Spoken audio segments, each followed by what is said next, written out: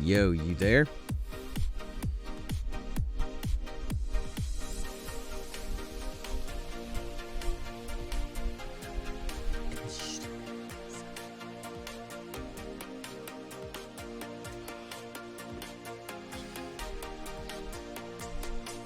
Yes, you can. Yes, you can. Stop lying. Stop lying. Stop lying.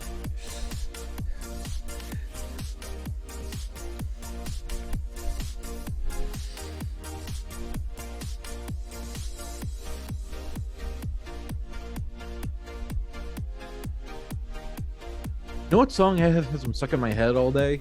What song has been stuck in your head all day? Let's see.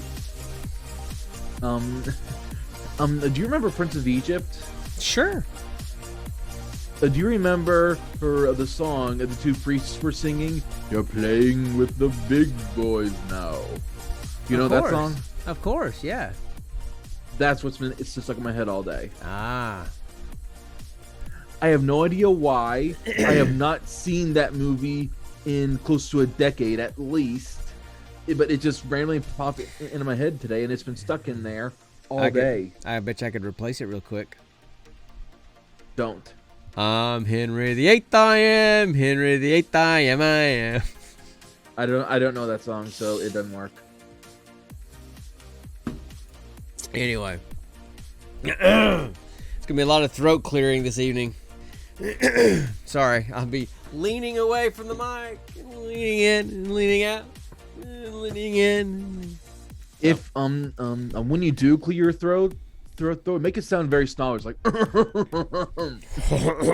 yeah. So. Exactly. Play with it, you know. Play with your disease. Yeah, there you go.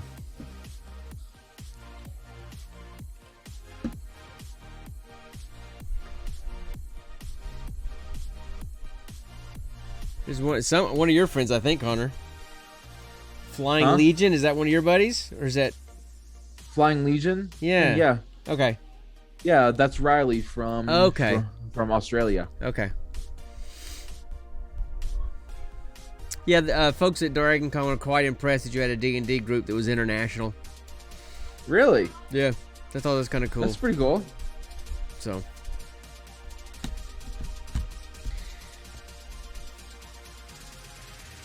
So what you got to talk about tonight?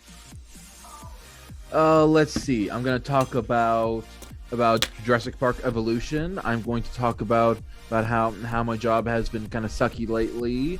I'm gonna talk about hijinks with the rabbit. I'm also going to talk about how it's Nikki's birthday next week. Oh. Okay. Yeah. Yeah. I should probably start. Next Thursday. Hey, I'm taking her to this nice Italian restaurant called Carfagna's. She loves Italian food. Who doesn't? Come on, man. Who doesn't? That's true. We'll start like this. Start with my mask on. That. No. So that the Delta variant doesn't come through the airwaves. So my vaccinated variant shirt didn't work. Yeah. So anyway, it's kind of ironic. There's something I was kind of confused about with the movie. Okay, well we'll talk about that when we get to the movie. So, Okay. All right. So. Okay. All right. I'm gonna stop the music, and then start recording. Keep us still being a good girl. That's good. Oh, maybe I shouldn't have been recording all this time to begin with. How about we start that over? And undo record. No, dadgummit.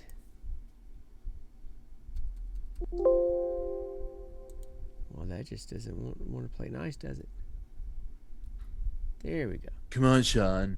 Sean, you just gotta do it, okay? All you gotta do is just work on it and make it better and better and just go. Let's go build a wall. I'm having a problem here. It's huge. It's a huge problem. So, anyway, It's okay. a huge problem. It's like really such a huge problem. But don't worry, I am taking care of it because I am the best president we've ever had. You know, because I am. No need to check the history books. No need to. I'm not. I mean, let's be honest. I am one of the founding fathers. I'm one of the this is- modern founding fathers Okay. because that's just how great I am. Okay, this is the geek safe space. We're not going there because We're not recording anything. But real quick, how was my impression? It's okay. It's pretty close. All right, Okay. I want to start the timer over and start the music, and then we're gonna go from there. So, Do it.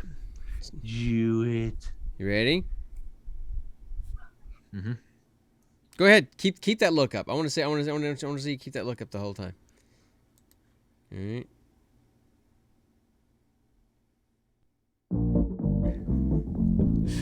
That's really, really creepy. That's really creepy. For people that are just listening, he's showing a really creepy face on there. So, okay.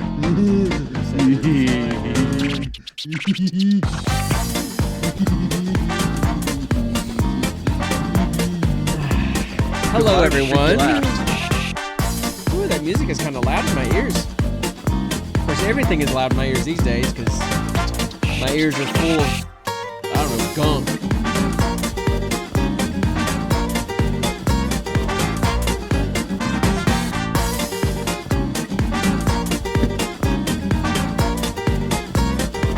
My potion of goofiness. Hey, everybody, welcome to episode 61 of the Gene Pool Variety Hour. 1999. I am one of the co-hosts. I'm the old guy. I'm the dad. I'm the old nerd in the group. I am Sean, and the guy on the other screen is... And yo, everyone, it's your boy Connor McKay, aka Quill Monster, aka AKK. The real brains of this group. Let's be honest. He would be nothing without me. I bring the comedy. He just makes me look pretty. Actually, since I'm your dad, you would be nothing, literally, without me. But Just this saying, show would be nothing genetically without speaking. me. this show would be nothing. That's Would be nothing without me. That is true. That is definitely true. I am the Abbott to your Costello. So, Exactly. hey guys, sorry we missed last week. I was at Dragon Con, so that's why we missed last week's episode. We were going I to wish miss, I was there. We were going to miss this week's episode as well. However, some developments came up that we'll have to talk about in just a few minutes. If I sound a little different, that'll come into play in a few minutes as well. So, Yes. that's us. I'm definitely going to spend some time talking about Dragon Con, and I keep trying to get over here so that you can see my new sign that I got. I've got What did more. it say again? I can't tell. It says "Speak, friend, and enter." Okay. Yeah. Hey, what's that from again? It does sound very familiar. It's on the tip of my tongue. Whoa. I don't know, just a little tiny indie movie called, Lord of the Rings book, just this little indie thing, Not many people know about it. It's kind of a niche kind of thing, but Dad, come on. I'm sorry. Let's be honest. Until my 20s, I never really had any interest in seeing Lord of the Rings, man, because I was terrified of Gollum. So I should be doing this. I should be putting my mask on. So, just the Delta variant is not electronically airwave whatever transmitted. It's impossible. And I didn't put my anti-fog on my glasses anyway. So, okay. So I need some of that. Walmart, $7. Easy enough. Okay. So how about we just jump in and do our stuff now? We may have new people listening. I don't know. We've got very possible. We've got if one it of, is, please. Some of our normal folks in here with us on Friday nights. But for the audio section, if folks are listening to this later, I may have some new people that came in after hearing from me at Dragon Con. Hopefully that's the case. And if that's true, and you haven't gone back and listened to any of our other episodes, we just hang out, talk a bunch of nerdy stuff. We review movies at random. Literally, we roll dice to determine the movie we're going to watch. You'll see that, hear about that at the end of the episode. Hello. We also do a geek question every week where we just debate some kind of nerdy topic that one of us comes up with, and then just talk whatever comes into play or chase a bunch of chickens. So, because we're both ADHD and just go all over the place. But we always start with fried chicken. But we always start with kind of what's been going on with each other since the last time we talked, and it's been a little while. So tell me what's been going on with you, man. Let's see. Video game wise, I've been playing the video game Jurassic Park Evolution practically every day because I've noticed. Because I mean just okay. Do you remember the old Zoo Tycoon game? Yeah, we've got it's on Game Pass. I mean, yeah, you can play it now if you want to. That's the revamped version. I'm talking about the classic one that was on the computer disc, Yeah. That I played a lot. Yeah. This game is basically exactly like that. Okay. That where you can hand make the cages. Old man shoulder. Okay. Ow. Go ahead. You can hand design the shape of the cages. Choose from different materials. It's just everything about it is exactly like the classic Zoo Tycoon, but at the same time, it's different because it uses all the dinosaurs. Gotcha. And I am a huge dinosaur nerd. Cool. I've always loved dinosaurs. Okay, so I'm kind of looking like I've got some dip going on here, but anyway, go ahead. Skull. Hall's cough drops. Oh yeah, that brand. Yeah, that thing. Yeah. So anyway, go ahead. Anyway, so it's just cool to play a pure creation game. That can utilize some of my dinosaur knowledge. You know? Yeah. Because you were all about the dinosaurs when you were kids. Oh yeah. Let's see. That's basically all I've been playing, and I recently just unlocked the. Can you guess? The Velociraptor. I don't know. I unlocked that ages ago. No, I just unlocked the Indominus Rex. Ah, okay, cool. Cool. So I've got 3 of those on one island, just all hanging out in one pen. Well, aren't they going to kill each other? Aren't they pretty territorial and going to kill each other? Are they all male or all female? You can't control the gender, but okay. I'm assuming the gender association in this game is similar to the original trilogy, in which Hammond basically made all the dinosaurs female. Okay. Cool. That's what I think anyway. But anyway, it's just a really cool game just because I know like 90% of these dinosaurs. The Parasaurolophus, the Pachycephalosaurus, Tosasaurus, Triceratops, Baryonyx, Suchomimus, a Dilophosaurus, and Deinonychus. I know all these dinosaurs, and it's just cool to I know you do already know about these things. You've talked about them for ages since we were a kid. So anyway, cool. And my all-time favorite dinosaur will always be the Parasaurolophus. The what? That sounds. Okay. Hold on. Go ahead. The Parasaurolophus. Okay. Parasaurolophus.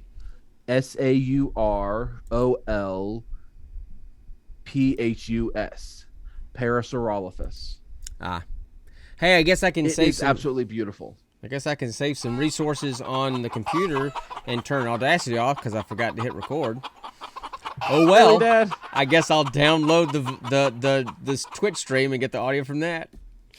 Hashtag ADHD life. So you are so hopped up on all kinds of meds, you're forgetting stuff. Not really. I'm not on a lot of meds, and it's not the kind that makes you feel kind of loopy. It's just my head's kind of tight right now because of sinuses and everything. But that's another issue. You're missing out. The loopy meds are the best. That's where you get half of your ideas from. But this is not the kind of illness that calls for the loopy meds. Yes, the loopy meds would be cool, but I don't need the loopy meds. I don't have any loopy meds anyway. It would make this a lot more pleasant, wouldn't it? Yeah. It might not. It might mean that we don't make it all the way through if I'm taking this. So anyway, I gotta keep moving over. See. So I keep sliding over. So all right. Anything else going on? As you know, me and Nikki got a bunny a couple months ago. Yeah. Tifa. Yeah. And recently she's been getting a bit more adventurous in her play area to the point of where she's been jumping from the floor up onto the daybed. Okay. At first she would only do it when Nikki was up there, and kind of hang out with her. Yeah. But then eventually she got to the point where she could just jump up there whenever she wanted. Right. And I know this because when I first got home and let her out, I went to go take a shower. Mm-hmm. Or came back. Actually, she was just sitting on the daybed, her little paws on the end frame, just kind of sniffing at me, and I'm like, right. Oh, okay then. And it kind of surprised me. Right. And so we realized that's kind of dangerous because that's basically a free exit for her outside of her play area, or right. And that could be dangerous for her and for our security deposit. Right. And so we first tried moving our bolster, which is basically this extra long pillow we use as a back support when we're on the daybed. Right. And so we used that and basically pulled it up to the very edge of the daybed to create like an extra wall. Mm-hmm. And for a bit that kind of stopped her. She would basically jump up and wall run on it for a bit, which actually was very entertaining to watch. She bet was like it was. A little ninja. I bet it was. She like hop up and like skitter across it. It was like she was a ninja. It was awesome. But then eventually she basically leapt up and got her paws in and clawed in a bit and then climbed up the rest of the way over it. So now we pushed it back a little bit and put tinfoil along the edge of the bed that kind of acted as a deterrent. And so far, that has been a very good deterrent because life as I say this, she is hopping up. Okay. Oh my gosh. You sure you don't need to name her Houdini? No. That's Coco's title. Yeah, that's true. That's Coco's title. That's true. So, Well, Speaking of which, how is she? It's fine. Okay. She's fine. I mean, just Coco being Coco. Um, I miss that dog. So I'm trying to think. I mean, obviously the big thing that happened since last time we talked was Dragon Con, and I mean, Oh yeah. you And know, I'm so jelly. I felt I am like so jelly that you I got to go to Dragon Con. I That's supposed told to be our people thing. I told people all weekend that I was there, and I did really feel this way, that I felt like Ricky Bobby. It's like I don't know what to do with my hands, because I didn't know what to do at Dragon Con because you weren't there. Because we've always Exactly. done Dragon Con together. And we've all and your mom even asked. She said, "But you guys don't do stuff together." I'm like, "Yeah, but we're always there, and we're texting back and forth about stuff that we've seen or that we're doing, and we get back together to have a drink or get something to eat or go to a panel together." I said, "But there was none of that. So it's just and we usually cosplay together, and so it's like I didn't know what to do." It was great in that I basically got to hang out with the podcasting folks that I've gotten to know, some of which weren't able to make it because of the COVID stuff. But folks that I've talked to on the Discords, but actually met and hang out with them and went to the botched barbecue and so Barbecue. Really, yeah, for their Patreon subscribers, they have a barbecue for their Patreon subscribers, and so Thursday night I went and hung out with all the botched crew and all the Patreons, and we had a good time. So anyway, so it was great to hang out with all of them and get to know them better. I got to be on a couple of panels. I thought those went pretty well. Got some cool stuff. Got that sign there. I've got a couple other prints that I want to hang. I just don't have room to put them anywhere yet. I got one that is like the cast of Monty Python, but they're in a lineup like from Usual Suspects. It's kind of funny looking.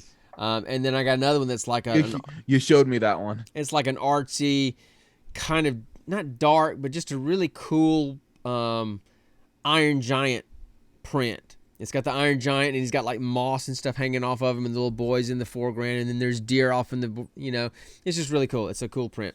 It got you some stuff too. I love that movie. Got you some cool stuff. That movie. It should have done a lot better. It should have done a lot better at the box office than it originally did. Yeah, I know. Man. So that's so. Yeah, I still cry at that movie. Yeah. So. Anyway, you were saying it is a really good print. You got me some stuff. Well, I mean, I've already shown you the stuff that I got you. I got you just some stuff to have in your talk program. about it. People will see it when I ship it to you. It'll be part of your podcast backdrop. But anyway, okay. So got you that. Got me some stuff. Got COVID, by the way. So wait, whoa. Take a step back. What'd you say? So here's the deal. Dragon Con did everything right. They limited ticket sales. They restricted or ceased single-day sales because they tried to cut down the amount of the crowd. And it was definitely not as crowded this year. You had to mask mandates inside all the time, unless you're eating or drinking. You had to have your mask on at all times. No exceptions. And folks at Dragon Con, I mean, the folks there were super good about being compliant with it. Didn't have anybody that was like, no, I'm not going to do it. And people just did it because it's like, hey, we got to come to Dragon Con. We'll be more than willing to wear a mask to get to come to Dragon Con. And you had to show proof of full vaccination or proof of a negative test within 72 hours of the con to even get to go. And they wouldn't give you, even if you had paid for your badge, if you couldn't show that, they wouldn't give you your badge. So that cut down on some of the people too. So they did everything right. I got it anyway. So how? That's what I want to know. There's 42,000 people there. Come on. Yeah, but if there were people that were probably there that had gotten vaccinated, but see, even if you've been vaccinated with the Delta variant, you can still get the Delta variant if you've been fully vaccinated. Odds are lower and the symptoms are less, but it can still happen. And so there's probably some people there, and I got it from them. Is this ever going to end? It's kind of, I don't know. It may become the new flu vaccine every year. I don't know. I am due for a booster shot, but not till next month. So I'm like right at the end. So my defenses have kind of gone down a little bit, and so I just got it at some point in the crowds of 42,000 people. Unfortunately, and so I started feeling symptoms late Sunday night. Like right during the bot show, at the end of the bot show, I'm like, this feels kind of like the con crud. Everybody talks about the con crud. Felt like the con crud, just a head cold. I caught the con crud the last time I was there. Right. Took medicine for it, and it didn't do anything to it. And I'm like, that's not a good sign. So Monday morning, we had one more panel. We were kind of wrapping up the show. I sat clear on the other side of the room from everybody. I mean, I was sitting way away from everybody with my mask on the whole time. Pretty much said bye to everybody and zipped out and got out there as quick as I could. Came home Monday, got tested Tuesday morning, tested positive for COVID, and then let everybody in Discord know, and they've been getting tested. And nobody else has got it. From what we've been able to tell, I'm the only one out of our podcasting group. So I'm so thankful that it didn't spread through, from me to anybody else. But I think it's a testament to show that, hey, you know what? Vaccinations and masking works, people. There's 42,000 people there, and I was around a good 30 to 50 people all weekend. The same people all weekend, right? And I was the only one to kind of get it from somebody else, and none of them got it from me. And the Delta variant is very contagious. So it shows that masking and vaccinations work. Yeah. So I just happen to be the lucky one to get it. So anyway, there's that. You won the prize of Delta. Yeah. So, but the show, the con was great. It was kind of cool not being as crowded. There wasn't as much cosplaying going on. I mean, there was the cosplay, but there wasn't as many of them, and there wasn't a lot of the like outlandish, crazy, complicated cosplays because there just wasn't as many people there. But also, But there was one cosplay that you sent me a picture of that I absolutely adored. Yeah. For those of you who don't know, I love classic sitcoms. We're talking sitcoms from like 70s to 90s. Because I just love that they're classic comedy, but it's not full of just all kinds of overly saturated and vulgar kind of stuff there is now, Right. And I love MASH, a classic sitcom from the 1970s and early 80s. Right. One of the best sitcoms I've ever seen, and it will always be in my top 5. Mm-hmm. So and there's a character on there named Maxwell Klinger, or Klinger for short. And he's part of the MASH unit, but he does not want to be in the army. So he's trying to get out of the army via a Section 8 report, which is basically saying this person is too crazy to be in the army. And so his whole thing throughout like 90% of the series is just him wearing women's what? You do realize that most of the people that are listening to this are going to know what MASH is. I know, but just so how about you just say that I saw a cosplay of Maxwell Klinger in his classic outfit, house coat, slippers, hairnet, whole thing, carrying the classic MASH sign, MASH 4077. There you sign. Go. There you go. As opposed to, you never let me have my moment. It's not that. It's that. Okay. It's like it's look, dude. It's like when we're at your grandparents' house and your grandfather starts telling a story that we've all heard multiple times, and we all go, "Yeah, we've heard that story before." And he's like, "Yeah, okay," and he keeps talking, and he keeps telling us the story anyway, right? So it's just we're trying to be. So succinct. that's where I get it from. There you go. Yeah, there you go. From your side of the family. Something you probably get a lot of needless stuff from my side of the family. What's up, Steve? Man, it was so cool hanging out with you this weekend, and I'm so glad that you didn't get what I got. So anyway, so anything else? Good morning. Good morning. Well, you've been. You are Yes, you are. Cool to hang out with. you have been sleeping a very long time if it's morning to you right now. It's like almost 9 o'clock at night. Well, anyway, we'll move on from that. So, Yeah, let's move on. is there anything else? I'm trying to think if there's anything else that Good grief, man. Did you get sick? I hope not. The tension we must know. So anyway, he doesn't. Did you get the Rona from my papa? He doesn't have to. He doesn't have to say anything if he doesn't want. No, okay, all right. Yeah, good, he's good, all good. Good. So hallelujah. So anyway, is there anything else that we need to? I mean, I haven't been playing much gaming, and the gaming I've been doing is work's been sucking for me lately. Game streaming, from the bedroom on the tablet. So, So anyway, I did pick up Expedition. I told you I was going to pick up that, and I'm trying to get that card game. So maybe we can do that on the podcast sometime. But it just seems to drag on. I haven't been able to speed it up yet, so I got to get used to it to speed it up so we can play it on the podcast. So. Yeah, I mean, work. I had to cancel 2 work trips. I'm supposed to be in Florida for a retreat right now, taking care of my guys, but they're having to do it without me this time. And they're supposed to roll straight into a training camp next week, and had to cancel that too. So because I have to. What kind of training? It's just we do is our HP folks. So they do the strength and conditioning coach, athletic trainer, physical therapist, and then the chaplain and I go, and we just kind of take care of the guys. They do workout. They teach them workout programs, and they do some testing with them. I do some education and some consults and some recovery breathing and teach them those kind of things. And we just do that. So so I had to cancel those 2 trips. They were back to back because I have to isolate for 10 to 14 days. So I get to hang out in my bedroom for 10 to 14 days. So until at least next Thursday. So yay. So anyway, so that's what I'm doing.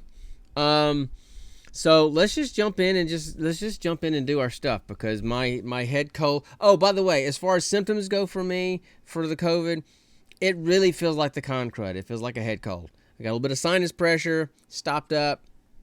It's generally had very minor fever at the beginning. I hadn't had fever in a day or 2. It's just like the con crud, man. But it gets worse in the evenings. And hey, Dad. Goes, yes. What? Dad, what if it was a false positive and you really do just have a heavy dose of con crud? Oh no. It's a specific test. And when I went in to do the rapid test, the nurse is looking at the test results, and she's like, okay, typically, and she's about 30 seconds into looking at it. She says, okay, it typically can take up to like 5 minutes to say, oh no, you're positive. It was that clear. It took, she stopped in mid sentence. Oh no, you're positive. So that was it. There was, we didn't have to wait the 5 minutes to see. So all right then. So anyway, so it is what it is. Luckily, it's not near as severe as it was with your mom when your mom had it. She had it pretty rough back last fall. What about Luke? When Luke had Luke's was worse than I am, but he wasn't as bad as Mom. Mom got it really rough. Oh yeah. But the Delta variant has less, severe symptoms typically, especially if you've been vaccinated, which I had been. So. Oh, speaking of Luke, how much longer does he have? He's coming home He's coming home He's flying home the 21st. He's almost done. We have bought his ticket, and he's flying home September 21st. Steve, so you don't know this, but I have another son. He's 22, and he's been through hiking the Appalachian Trail. Started in March in Georgia, and he's almost done. He's in Maine. He'll be finishing up in about a week and then flying home. So he will have done that's freaking awesome. The entire 2,200 miles in one shot. So, yep, there you go. That is an accomplishment. And then he's going to come home, and he's going to get his rear end in the Air Force and go from there. Yep.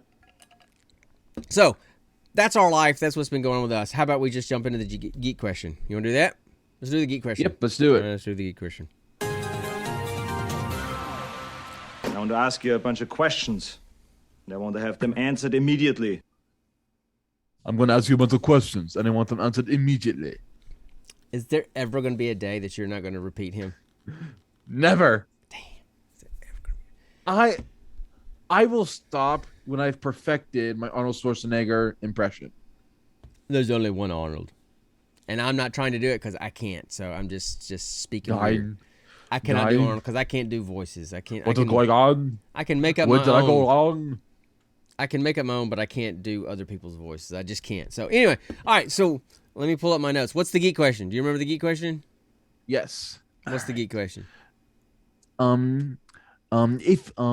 If you were stranded in the jungle and had to survive, what is the one fictional item you would take with you to survive with? Okay, and the reason why we usually come up with all kind of weird geek questions, and sometimes we try to do one that kind of matches our movie. And since our movie is Jungle, we figured why not? Well, what the heck? Why don't we do that? So okay. Mow it, we mow it, we mow it, we mow it, we mow it. Come on, Daddy, gotta do it. We mow it, we mow it, we mow it. I can't go up that high right now with this cold. I can't do it. In the jungle, the lions. You see what I have to live with, Steve? Do you see this? Do you see this? This is the life that I've had with this guy. Okay. Okay. Moving on, because you just now broke most people's stereos. Okay. So the question was, if you're lost alone in the middle of the jungle, what fictional item or items would you want to have with you to help you survive and escape? And no just one item. Just one item. Cool. And no teleportation devices, right? Of any kind. That would be cheating.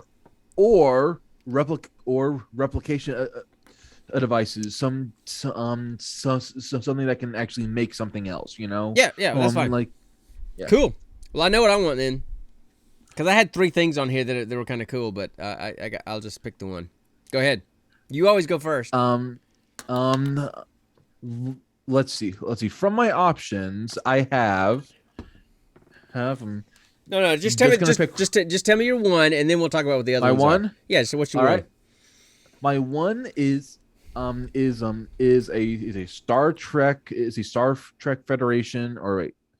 Is just the Federation or Star Federation? It's the United Federation of Planets. It's the Federation, but it's the United Federation of Planets. A Federation tricorder. Okay. Because these things are basically walking databases of and scanners of all kinds. I mean, if I had one, I could look up the database of survival tactics. Right. To read weather patterns and figure out how much time I've got left for overexposure at the sun, a storm, stuff like that. A bioscanner to constantly check myself and see if I'm healthy, if I need to fix something or if I need to rest. It also has all kinds of radars which can help me find fresh water, and then also edible plants, medicinal plants, and all kinds of stuff. Sure. Okay. It's basically the guide of every single tool you need. Sure. I would still need to make all the tools, and I would still need to make the tools, start fire, make a shelter, and all that. But this would tell me how to do that. Right. It's a great item to use, and it's a great source of information. But you're still having to walk your way out of the jungle, right? I mean, yes, the tricorder will help you find the right direction and keep you safe as you go. Absolutely, but you still gotta have to walk your way out of the jungle, right? Yes. Okay. Right. I swear. Is it my turn? Just one moment. If you chose an AT-AT from Star Wars, I'm gonna be pissed. I did not. A speeder from Star Wars. Nope. I want Ant-Man suit. In a way, wouldn't that make it harder because you would be the size of an ant traveling through the jungle? Here's the thing. One of the things that you had mentioned before when we were talking about this was the bag of holding, because you could use it for shelter, all that kind of stuff, right?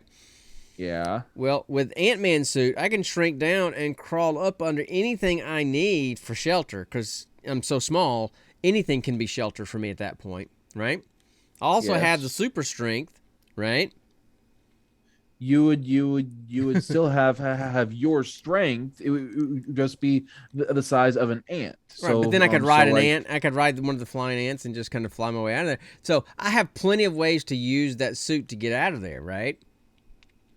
So the thing is, I would use that for shelter, for strength, for protection, and for finding my transportation out of there. That's what I would use. I wouldn't need. I feel like that's kind of cheating because How? because cheating? it's not one item. It's a suit of all kinds of components and that give you all these abilities. But it's one thing. It's one thing. Let Tifa run free. Let the bunny run free. If I let Tifa run free, she's gonna tear up our carpet. Hashtag free Tifa. So anyway, hashtag Team Connor. Steve, come on, man. Get on Team Connor. I need to start making hashtag Team Connor shirts. You need to find a hashtag Team Connor sound. That's to play during a perfect moment of my Connorness. Yeah. So I'm no one's team, not even my own. But that's how we all feel. But the suit is okay. Then you could say the same thing about the tricorder because it does so many different things. But it's all in one. It's all in one unit. That does. It's basically one disc in one component. And but your thing, you've got additional gadgets, extra pin particle cartridges, the mask, the actual suit. It's all these separate things, all wrapped up into one thing. They basically just do one thing: get big or small. That's it. That's really all it does. You could then also use use those little discs and throw it at a food item and make it bigger to last you longer, or make it smaller to transport easier. But I'm not talking about the disc. I'm just talking about the suit. See, those are separate things. You're right. Those are separate things, but I'm not talking about those things. Just the suit. Or you can make yourself bigger and basically travel a single mile in a single step. I'm still walking out, aren't I? But it's not fair. And I'm not teleporting. I'm over here slaving away, trying to make fire in the freaking rainforest, and you're just sauntering out like it's a Sunday stroll. That was your choice.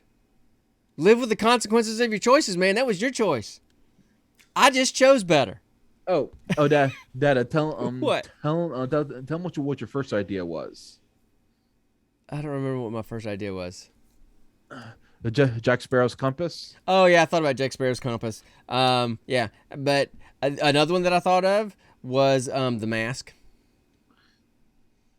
The mask I would have accepted because it is a single item, but it just gives you a bunch of powers. I can just turn anything into a cartoon boat and go down the river. Woo!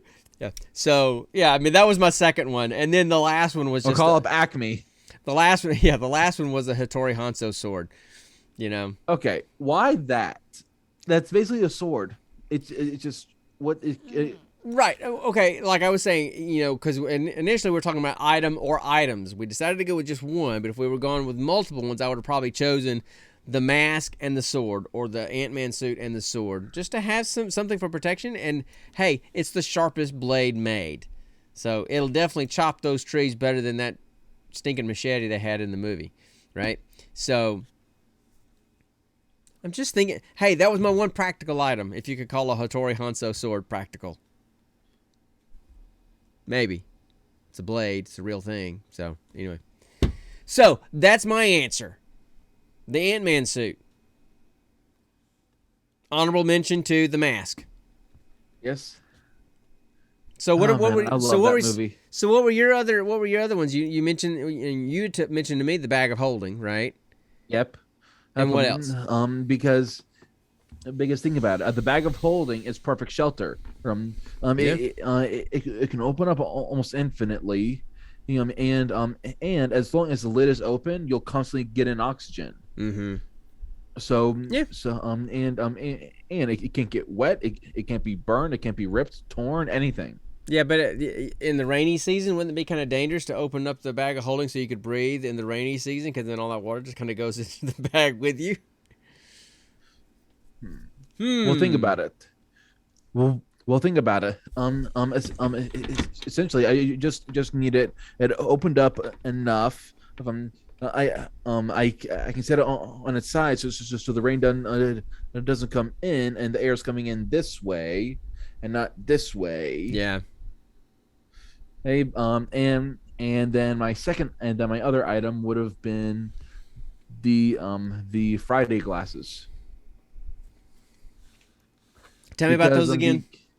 um um in in Far From Home Mm, the most recent Spider-Man movie, yeah. the Friday glasses is basically something Tony left for Peter, and it basically has all the stuff his suits would do, with Friday and all these readouts and everything, and getting all this information Yeah. just inside these glasses. Right. Right.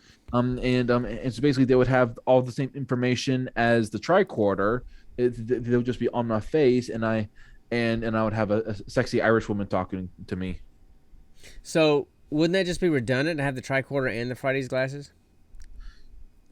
That's Other than the Irish that's why I voice. said that's why I said it's a list of options, and I would take Mhm. one option. Right. Well, I think the Ant-Man suit wins on that one. Sorry. I think the Ant-Man beats But the dad, tricorder. real quick. Yes. You have yes, you have the Ant-Man suit, but do you know how to hunt? Do you know how to forage? Can you tell No, can you tell I'll get my ant people to get me something. they get what they're told to get. If you don't know what plants are edible or poisonous, or what water is good or not, they're basically just they could be bringing you poison water that could give you Montezuma's revenge. Sure. But that's the risk I'm going to take, or I can just get to turn into to be a giant and walk out in about 10 minutes. I still feel like that's a cop out. Be out by lunchtime. Shut up. Have a nice charcuterie board and a nice cerveza on the side. Yeah. Meanwhile, you're in there with your tricorder going, "Ooh, I found something." Shut up. You would think, right, Steve? Montezuma will never get his Apparently get his not. revenge. His revenge is eternal. Okay. So I should know. I've gotten it. that's that. So I win. I say I win. Excuse me. Okay. Whew. You won that, but I won the debate question, Jeez. the geek question. Jeez, that snuck up on me. Okay. So let's talk about this movie, because I kind of like this movie. I don't have a lot yeah, to say me too. about it, but I like the movie. All right. So let me make sure I hit the right button this time, because last time I hit the Okay. wrong button. So let's see if I get the right button this time. Hey, I did. Time for roll for credits.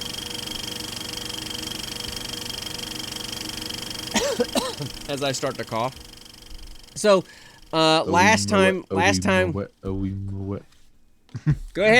finish it up. No, Finish it up. I'm done. I don't think this is that kind of a movie. I don't think this was a dancing through the forest kind of movie. In the beginning, it was. In the beginning, it was. In the beginning, it was kind of trippy hippie stuff, but anyway, so look, last time we rolled. Steve wants me to sing the whole song. Should I sing the whole song? Go ahead, man. It's on you. Go ahead. Okay, but if That's I not sing part of whole the song. No, but if I sing the song, you need to do you need to do who the Awima West. Come on. You go. Just go.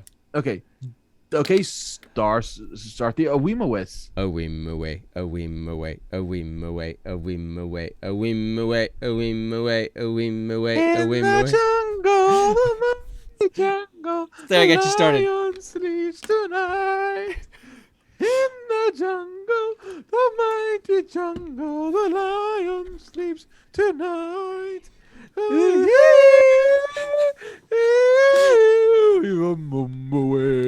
I'm gonna let you do the singing because I can't sing right now, not with this throat and this. I Anyway, love that song. so okay, that was But- like I don't know what kind of chicken that was, but that was definitely chicken. But Yes. I still Off- think Nathan off Lane tune. did it better. I still think Nathan Lane did it better. You think? He's kind of a Broadway singer, Broadway actor. Yeah, I could imagine he probably sang it better than we do. Absolutely, I think it's a safe assumption. So anyway, last time, as I was trying to say, we rolled. That is Yeah, also this- true, Stevie. He was getting paid. We rolled for this movie, and we rolled for what it was Amazon, right? And Yeah, then it Amazon. was what action? Was it action? Was it thriller? What was I don't forget what category. Action. And then Jungle. I had never heard of this movie before. It's got Daniel Radcliffe. Dad, What? do you see the coincidence in rolling for Amazon and the movie we rolled for is Amazon Jungle? Jungle. Just now thought about that. Very good. So, How did you just now think about that? because you just told me. But what is the Amazon? It's the world's most famous rainforest. I know that. I just didn't think. I didn't make that connection. You did. So you're swifter than me. So, anyway, I am 30 years younger. It stars, Daniel Radcliffe, Harry Potter. But I had never heard of this movie before, and I'm like, okay. And the tagline is like a group of friends join a guide for a trek into the Bolivian jungle, searching for an Indian village. The men soon realized that the jungle Bolivia, is a that's what difficult they place were. to be, and it couldn't get more vague. I remember talking about that, and so. But then I start watching the movie and find out it's a true story, and then I was hooked because I like movies that are based on true stories. So it was long. It's 2 hours long. I thought it was longer than it needed to be, but it was really just I thought it was perfect length. it was really just it was a drama, and it was a survival. That's and what we just- rolled for. It was drama, not action. Was it? You sure? Yeah. Because that Yeah, I'm sure. surprised me because I was expecting more of an action kind of movie and it turned into a drama. So I thought we'd rolled for action and got the drama in the movie. Anyway, so here's the premise of the movie. It's 1981, I think, somewhere around in there, early 80s, Yeah. 80, 81. Oh yeah. And Radcliffe plays this guy named Yossi Gonsberg. Is it Gonsberg? Johnsberg? Ginsburg. Yossi Ginsberg. And Yossi actually wrote the story as well. Wrote the script, wrote the book, because it's about him. Anyway, so Yossi Ginsburg, he's was in the Israeli army for 3 or 4 years, and he got out of the army and he decided he wanted to travel the world and left. And his dad wanted to go to law school and he wanted to travel, so he traveled and he ended up in Bolivia. Ended up meeting up some other guys down there, and they got to be good So friends. wait. Question. Yes. You just said Yossi was in the army, correct? I think he said he was. I think somewhere he said he was in the army for 3 years. After he got So out of the then- army for 3 years. So then wouldn't he have gotten some type of survival training? If he was in for just 3 years, probably not survival training. That's more like special operations type stuff. If you They because wouldn't listen- have gotten that stuff in like basic or something. no. Oh, And look, I mean, and my understanding is, and I could be wrong, but my understanding is that everyone has to serve in the Israeli army. All men have to do like a 3-year stint in the army in Israel. As a matter of fact, I think women have to as well somehow, because Gal Gadot, she was in the Israeli army before she became Wonder Woman. Wonder Woman, Gal Gadot. she's a race. She's Israeli. There you go. Steve's got it. 2 years for all people, men and women in the IDF, I believe. So there you go. Israeli Defense Force. I did not know that. So he probably did his 2-year stint and just did basic training and did some kind of job. He clearly was not like, special operations where he had to get survival training. But he was a hiker. So he decided to go down. He ended up in Bolivia, met some guy from Norwegian, Switzerland, Sweden, something like that. Sweden. And an American dude. They got to be kind of good friends, and they'd done some hiking, and they were kind of hanging out in some kind of like tent commune kind of place for a while. And then Yossi met some guy. Sounded like he was German. He sounded German or Austrian Carl. or something. Carl. I'm German, and he was German. And Carl said that he was some kind of geologist or something, and was talking to him about tribes, Indian tribes out in the jungle, and he was going to take them out for a trek out into the jungle and find these tribes and yada yada yada. And Yossi was enamored by this whole story. Yeah. Marcus and what was the other guy's name? That and gold. Huh? Yeah, and Gold. gold. He also promised gold. So anyway, Paying so for gold, you know. It was Yossi, Marcus, Carl, and then Kevin. Kevin was the one. Kevin's the American. So Kevin and Mark was like, man, this guy sounds kind of. No, he doesn't sound. No, this sounds kind of creepy. Let's not. It do doesn't this. sound legit. So, but Yossi talked him into it, and then they traipse off into the Bolivian jungle together, the four of them, and that's when stuff starts happening, right? And then it becomes Now here's an where issue I of get survival. The confused rest in of the story. rest of the movie is just trying to survive and to get the way out. Go ahead. Here's where I got confused in the story. Okay. Carl said they could find this tribe of quote unquote lost Indians, right? Mm-hmm. But they found a tribe of Indians just in the middle of the jungle. So wasn't that them? No. He was talking about a tribe of Indians that are like still wearing their loincloths and stuff out, primitive. Oh, Indians. okay. Not just people living out in the jungle. No, he's talking about like a lost tribe of Indians way out deep in the jungle. That's what he was talking about. And that's what Yossi was enamored with, that idea of seeing the unexplored world, I think was what they talked about. So it starts out, they're kind of having this kind of nice hike. They're meeting other hikers, and kind of hang out in this commune.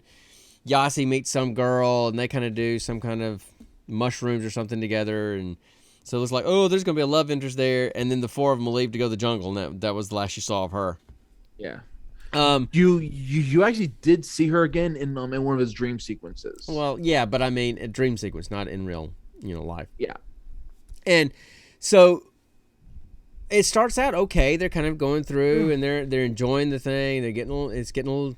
Then they start getting a little inconvenienced. They're like, oh, they're clearly not like really wanting to do this. They want to do the hiking thing, but not the hiking thing. They're having to go through and machete through things, and they're getting eaten alive by bugs, and they almost lose Carl. They almost lose Carl at one point, or Carl almost loses them because he just goes on ahead of them.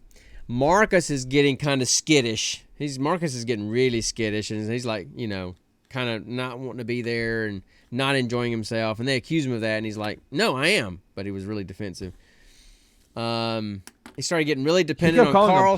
He was calling Carl Papa, which was kind of weird.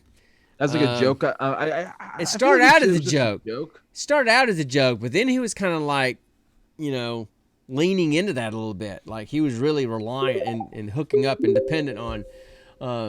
Hey, so what's up? So anyway, it was got that relationship between he and Carl was getting like ultra dependent. He was getting really dependent on Carl for survival. Yeah. And his feet were terrible. He was not taking care of his feet. He was getting trench foot. It was like trench foot, right? He was getting trench foot. And so he could hardly climb. He could hardly hike. They were having to carry his gear. And, they weren't finding these. They found some gold apparently. But then they couldn't find where they were going or weren't there yet. And Marcus just he couldn't go any further. And so they had to make a decision. Do we turn around and go back? Do some of us keep going and Marcus turns back? What are we going to do here? And Kevin, who's from, I think was originally from like Colorado or somewhere in that area. So he'd done like, I think so, yeah. Whitewater rafting and stuff. He's like, well, we're right here on the water. One second. Yeah, that's fine. You go ahead. I'll keep talking. You go take care of the bunny. So, Kevin had done whitewater rafting before. So he's like, hey, we're here on the water. Why don't we just build a raft and go down the Sorry, we're having a bunny emergency on the other end of the screen. So, anyway, so they decide to do that, and and Carl is like, no, we just need to keep hiking. We need to keep hiking. We need to keep hiking, and but the rest of them say no. We're going to vote, and they vote 3-1. Let's build a raft. So they build a raft. They start going down the river, and they almost capsize a couple of times. It gets really rough with some rapids, but they make it through and pull off. And Carl's like, that's it. I'm not doing any more. I'm not doing any more rafting at all. And I'm just going to hike back out. And so they camp that night. And then, sorry, I'm completely distracted by what's going on the other screen right now. So they camp that night, and they're going to go the next day. But the next day, Carl gets up and says, nope, I'm hiking out of here. It's a 3-day hike to some little village, and then we can get out from there. So I'm leaving. Y'all can take the thing if you want to. I'm not getting back on that thing. Love you. And I love you too. Not you, Dad. So I'm talking to her, the beautiful girl back there. So anyway, so they get to that point, and Kevin's like, I don't think Carl can swim. I think that's why he's so scared. Yeah. So Kevin's like, I'm not getting back on the raft with Marcus. Marcus has got to go. He can't walk. He's got to go. I'm not getting on the raft with him, and I'm not going back with Carl because I don't like Carl. And Yossi wants to go with Kevin on the raft. They got to figure out what to do with Marcus. So Yossi goes and talks to Marcus, and Marcus agrees to go hike back with Carl. So they separate at that point. And it's 2-on-2, right? Yeah. Marcus and Carl are hiking off for their 3-day hike to some town. And said, we'll be there in 3 days, and we'll be there waiting on you guys when you get there, if you make it. And Kevin and Yossi decide to get on the raft and go. But there's some significant rapids they've got to go through. You know, if you hit the rapids, you're gonna die. So you better get off before you get on there. So that happens. And what do you think happens? Do they get off the water before they hit the rapids? No. No. And the boat smashes. They get separated in the water, and then it's just most of the rest of the movie is Yossi by himself trying to make it through the jungle. Mm-hmm. And he's in the jungle for 17 days by himself. Yeah. Luckily, he found his backpack floating down the stream, so he had some stuff with him. Oh, yeah. But most of the rest of the movie is Yossi trying to survive and watching the deterioration of his body and the deterioration of his brain as he's trying to survive for those 17 days. He starts seeing things, he starts seeing people and talking to people and all this stuff. And it just becomes a tale of survival. Now, meanwhile, Kevin hopped on a piece of wood and made it through the rapids, and some village found him downstream days later. And then Kevin was spending days trying to find his way back up to find Yossi because he's like, I know he's still alive. So you saw some cuts to him trying to help him, find Yossi, but most of it's just Yossi trying to survive. And it was painful to watch. It was painful to watch because in the movie, Daniel Radcliffe gets like Matthew McConaughey in Dallas Buyers Club thin, and Christian Bale in The Machinist thin. I mean, he gets super thin.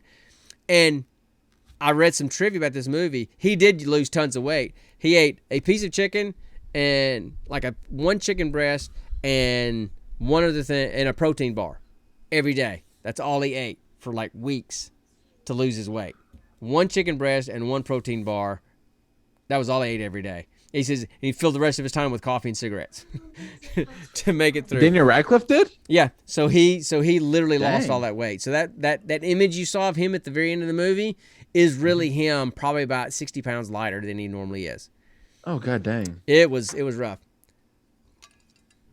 So, you see him go through dealing with snakes and dealing with ants and dealing with, he gets trench foot and having to try to heal his feet and having to survive falls and almost drowning in the raining There's season. one fall I think was kind of over exaggerated. Which one? When he was climbing the tree and saw that snake, he fell and he was falling back first, but then somehow he did basically a superhero landing. He did do a kneeling superhero. down That was and looking exactly up. what that was a superhero landing. Exactly. Yeah, and it's like Well, see, what you missed like- was what they cut out in the editing was it's on the cutting room floor. You missed the backflip with the somersault, the twist that he did to get this. You missed all that. They just cut that out. But yeah, I thought that was kind of unrealistic too. He, He's he falling basically backwards, pummeled the Black but then Widow. lands like a super. Yeah. That was cut. But it's editing. What do you expect? It's a movie. and then also I don't care how delirious out of your mind you are, if you see a snake in a tree fall, you're not going to then climb back up the same tree, grab the snake and toss it out and proceed to fall and beat it to death with a rock. If you're starving, and the snake, He didn't do it for food though. He did it just because he was like, I'm a man of action. Yeah, but you didn't let me finish. If you're starving and there's a snake between you and the food you're trying to get to, you'll do whatever you have to do. Because he was trying to get to that fruit that was in the tree. That's why he was climbing the tree. And the snake was in between. So he climbed back up there, got the snake, dumped down, and bashed the thing to death, and then got his fruit. That's why he did it. Yeah. He wasn't killing the snake just because, hey, I can kill a snake. It's like, you're between me and my food. You got to go. But still. So, and here's the thing. So the movie it almost felt like two different movies to me. It started out with like, okay, the action stuff and the hiking stuff at the beginning, and then the survival stuff with him felt like a separate movie to me. It almost felt like two different movies that they pieced together. So I guess that's why it felt kind of too long for me, because it was 2 hours long. They probably could have made it about an hour and 40 minutes and made it a little bit more of a tighter directed movie. But it was good. It was really good. I really enjoyed it. I wouldn't mind watching it again with your mom, because it's very drama-ish, right? Oh yeah, definitely. But here's some other things. Let's see if I can find it on here, if I put it on here. Okay.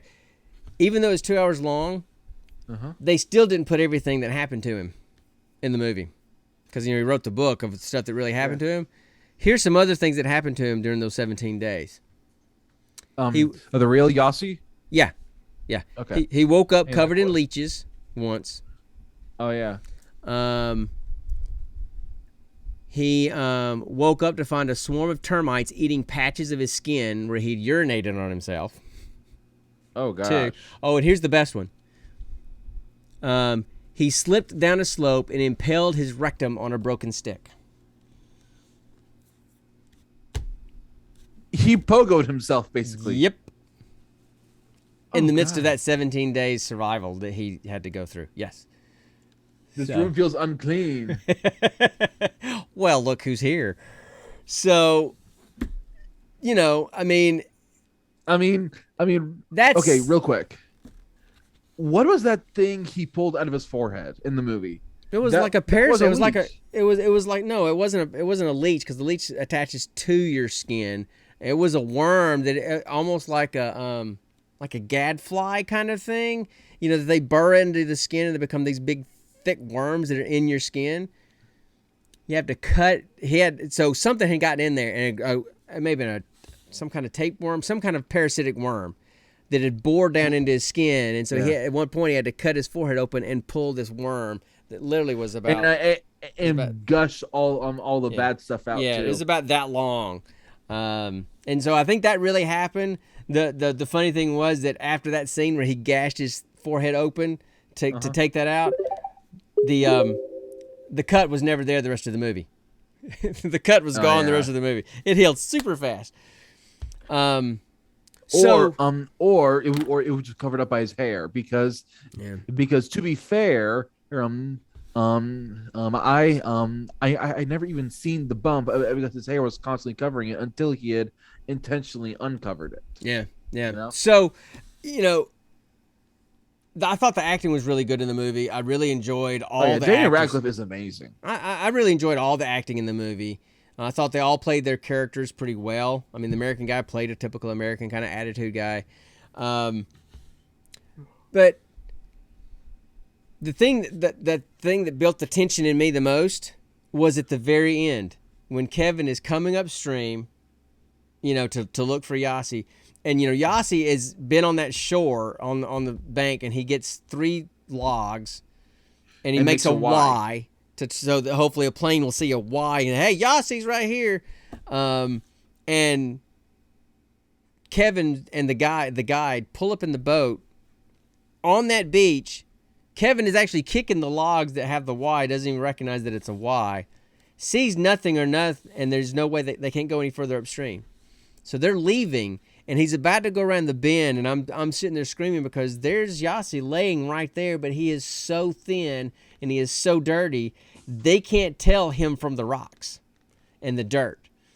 That's how bad he was. And Yassi's kind of almost out cold when they're there. So he hears them, and he's calling out to Kevin, and he stands up, this thin, frail thing. He's like weakly calling out, like, Kevin. And of course, he's not calling loud enough to where you can hear. And then the boat's about to turn the bend when Kevin sees him and comes back, and they get him. And I'm sure that was dramatic. I'm sure it wasn't like that in real life. But I'm sitting there going, Kevin, you need to turn around. You need to turn around and get him. So, if it's a really good movie, guys.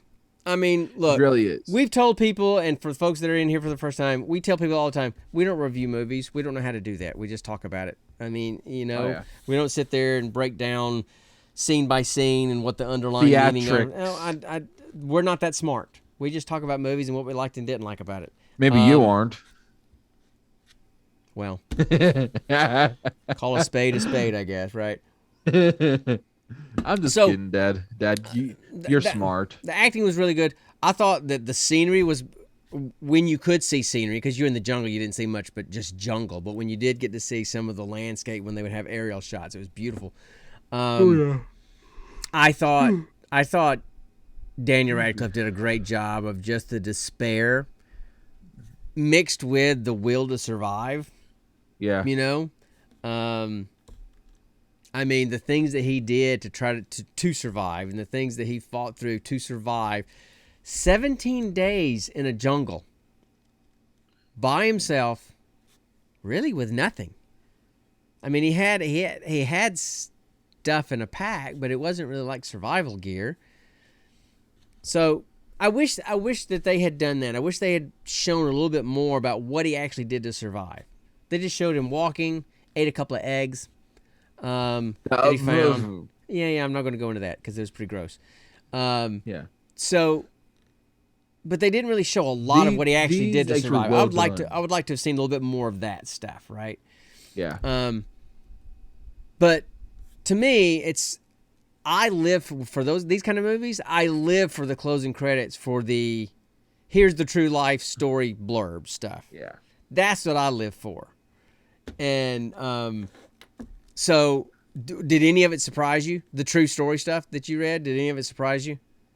It surprised me that Carl actually was like a bad guy, and most likely he was some kind of serial killer and brought them out there to kill them.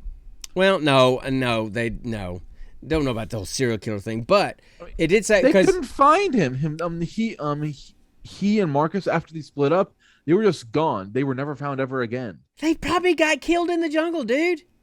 Duh. But he was wanted for taking people on these so-called treks before. He was wanted. He was wanted by the authorities. They didn't really say exactly what he was wanted for. And they said the notes even said, to this day, nobody knows why Carl took them out into the jungle. To this day, nobody knows why. Huh. Not much is known about Carl, except that they knew that he was wanted by the authorities, but they didn't know what for. And, in the movie, he comments that he was wanted by the authorities for something. So he could have very well been on the lam, and the authorities were out to get him and trying to find him. And so he saw these 3, hikers trying to convince him to go out into the woods, in the jungle, as a way to escape and have people with him, And he had a gun, so now he had ready-made hostages if he needed them, right? Yeah. So that may have been all it was he was just trying to escape, and he saw them as an easy way to escape into the jungle and not be alone. But when they split, when they decided to split and said, hey, we're going to hike the 3 days that way to get out, and you guys take your own life in your hands and go in the river, as soon as that happened, I went, oh, those guys will live and those guys ain't going to make it. Because in real life, when Kevin and Yossi got back, they said they searched for Marcus and Carl for weeks, and no trace of them was ever found. You know? So, I sorry. still feel that's kind of Spoiler weird. alert Like, for everybody that zero wanted to watch this trace? movie, but I mean, that was kind of predictable. Like zero trace? Dude, it's the Bolivian jungle. People disappear all the time. People disappear in the United States and are never That's true. found from. This is, most of the Bolivian jungle is not even charted yet. So, That's true. they probably were eaten at some point by someone or something. There is one thing I was surprised about during the closing credits. What's that? Oh, we're out of time. by That the way. Jan, yeah, I didn't hit So the. play the I didn't. You mean, do you want me to play it? It's kind of loud, but I'll go ahead. okay, I'll play it. I'm kind of getting to where I don't like that. I'm kind of getting to where I just don't like that sound. It's too annoying. I want to get something a little bit more subtle and nerdy. That's just. Okay. That's just. Woo. That's a little much, especially for these ears right now. Excuse me. So, what was it you Anyway. said you didn't like? It's not that I didn't like it. It just surprised me. What surprised you? In the ending credits, it's that Yossi went back to that jungle, right? Yeah. And he basically made it his home, and it's like, okay, you survived who God knows what, and lived through God knows even worse. Yeah. And it's like, why would you want to go back to the place of all that trauma? No, but he didn't go back there and live there. He did go back there and help build some kind of environmental commune, shelter, some kind of thing. Yes. Yeah. But he didn't live there. He still traveled all over the world. He still travels all over the world to this day, from what I understand. So anyway, if you like these kind of movies, these survival kind of movies, people that kind of overcome unbelievable odds, it's a really good movie. Again, I'd never heard of it before. I didn't know that Daniel Radcliffe had done this movie. All I knew him from was Harry Potter, which I don't even watch, and Swiss Army Man, right? He was Swiss Army Man, right? And Horns, right? Oh yeah. Yeah. So he was also Harry Potter. that was the first thing I said. This is the I didn't very hear first that. thing I'm listening I as a didn't hear skill. that. Right, I know. Hashtag ADHD. I know, I get it. So anyway, and so if you like these kind of movies, go watch it. I didn't like the fact it got like average rating of 6.9 out of 10. I thought it was a better movie than that. So Should have gotten at least an 8. I don't know if I'd go that high, but anyway, it was okay. But it was so funny when they were showing pictures. This is just something about this Carl guy. When they were showing like real life pictures of all of them, all of them out there doing their hiking on. They had one picture of that Carl guy. It was the only picture that they could find, and it was some kind of like grainy black and white photo of him. It was the only picture they had of this Carl guy. So we don't know who this guy was. He was some like shadow figure out there in the world that. He was an alien. Okay, I'm not going to go there. So, I mean, well, depending on what your definition of alien is. He wasn't from there, so technically he was an alien. That kind of alien. That kind of alien. No, I don't think so. No. You don't know that. Well, you don't know that either. So, anyway. He could have taken Marcus to a spaceship and flown away. Hey, is there anything else you want to say about this movie? I'm starting to get the coughs. Not really. I'm good. Okay, good. How about we roll for the next movie? Do it. Cool. And you can use your new 100-sided die. I'm gonna get there. Okay, so what we do, guys, is we roll dice for our next movie. All right. So we roll 20-sided dice to pick one of the 3 streaming services that we pull from, either Amazon or Netflix or Hulu. And then we roll a 10-sided dice for like the genre, and then we roll a percentage dice or 100-sided die. Your phone died. Sorry. To pick out a movie in that list of that genre. All right. So we're going to roll the 20-sided dice, and let me pull my notes up here, which are where. Gotta see what category is what. Okay, here we go. All right, so I rolled a, bless you, rolled a 2. So that means we're going to watch something on Amazon again. All right. And then I rolled a 9. And so that's a fantasy. So we're going to watch a fantasy movie on Amazon. And now I used to roll this to get my percentage. But now, with my new purchase at DragonCon, we're going to roll this. Oi, look at that big bastard. Okay, look at that thing. Now, this is metal, just like these. So listen. Okay, that just put a dent in my table. That just put a dent in my table. Why'd you do that? Because I wanted to prove how heavy this is. They even told me the table. The FAA does not allow these in checked baggage on the planes because they say it's a bludgeoning weapon. You can't even put these on the plane because you could bludgeon somebody with them. So I'm gonna roll this. It really, this you just kind of roll it. So I'm gonna roll it over here and see what I get. Oh my goodness! And I got a 44. So 44. I am going. Yes, Steve.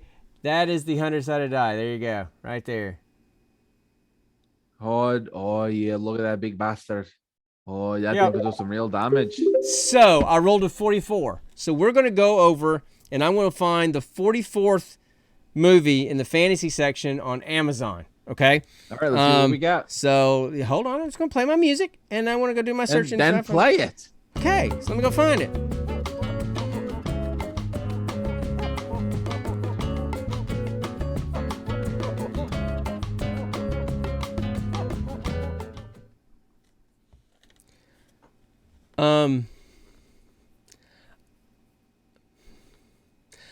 I don't even know how to pronounce this, much less tell you what it is. So the 44th movie, the 44th fantasy movie, or the 44th movie in the fantasy genre on Amazon is a movie called Avane Srimanarayana. Avane Srimanarayana. It is apparently an action western Bollywood movie. Oh, wait. Western, like cowboys? Cowboy and Indian, cowboy action western Bollywood movie. So we're going to watch an Indian movie set in the desert with like a bad cop who is a cowboy type.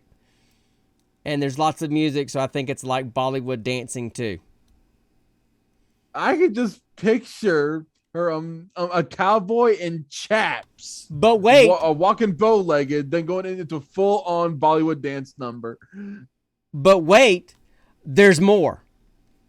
It's 3 hours long. God damn. It's a 3-hour long Bollywood Western action flick. This may top Gora if it goes well. This is going to be interesting. This is going to be quite interesting. So apparently the next movie that we're going to review for next week is going to be some movie called, and hopefully by next week I'll know how to pronounce it, Avane Srimanarayana. Somebody pronounce that for me. And you know what, Kurt? He may be in there. Who knows? Why not? At this point, throw Steven in there while we're at it. So, anyway, so that's what we're going to watch next time. It has been a cool thing having folks in the chat with us tonight. We rarely have anybody in here. I've really been enjoying that. It's been really cool. So we do this every Friday night at 8 o'clock. I know if we can. I know a little Steven, do you listen? I know this is a hard time slot for people to show up for. I get that, so it's not lost on me that you guys came in and spent some time with us tonight on your weekend, and we really do appreciate it. So next time we'll have another geek question for you. We will watch a 3-hour-long Bollywood movie western or something, and probably have either an awful lot to say or very little to say because we didn't understand any of it. I don't know. And then, of course, we'll have more nerd stuff. We'll be chasing more bunnies in the background, apparently. And hopefully the con crud COVID stuff will be cleared up and gone by then, right? So that's all I got for the show. Connor, you got anything else you want? Any parting shots you want to say? Namaste. Okay, namaste. Okay, cool. So that's all we got for tonight. Thanks for showing up. Thanks for hanging out with us, guys. And we'll see you guys next time on the Gene Pool Variety. And always remember... Stay nerdy, my friends.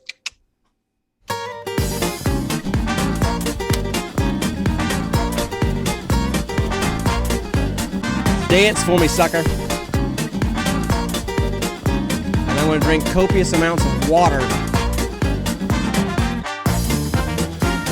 Later, Steve.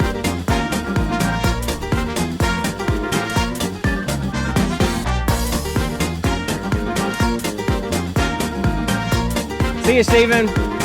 Bye, guys. Bye, everybody. Y'all have a good night. Peace. You're still here? It's over. Go home.